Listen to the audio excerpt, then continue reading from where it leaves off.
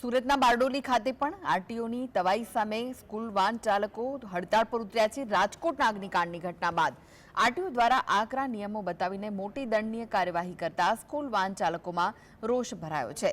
Bardoli RTO સામે school van ચાલકો હડતાળ પર ઉતર્યા। સ્કૂલ વાન ધારકોના મતે નિયમ અનુસાર જો અમુક સુવિધા કરવામાં આવે તો સ્કૂલ વાન ચાલકો પર આર્થિક ભારણ વધે અને તેના કારણે વાલીઓ પર પણ ખિસ્સા પર અસર થાય, જેની સામે વાલીઓમાં રોષ જોવા મળે છે। આ સ્થિતિમાં સરકાર સમજે તેવી પણ માંગ કરવામાં આવી હતી।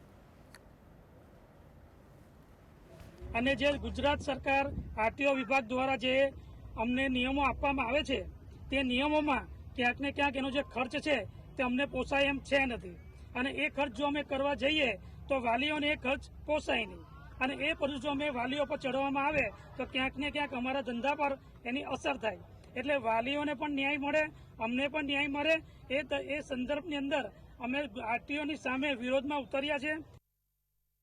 સરકારશ્રીને એ બી વિનંતી છે કે જે રોડ પર કેટલી ટ્રકો ઓવરલોડ ચાલે છે, જે બસોમાં ઓવરલોડ પેસેન્જર બેસે છે, તેમાં બી ફાયર સેફટીની જરૂર છે, તો આ કોઈ ધ્યાન આપતી નથી ને દર વર્ષે સ્કૂલ વાન પછાડી કોઈને કોઈ ઘટના થકી સ્કૂલ વાન પછાડી આવે છે, તો અમને બી થોડાક બક્ષો ને તમે બીજી જગ્યાએ બી થોડું ધ્યાન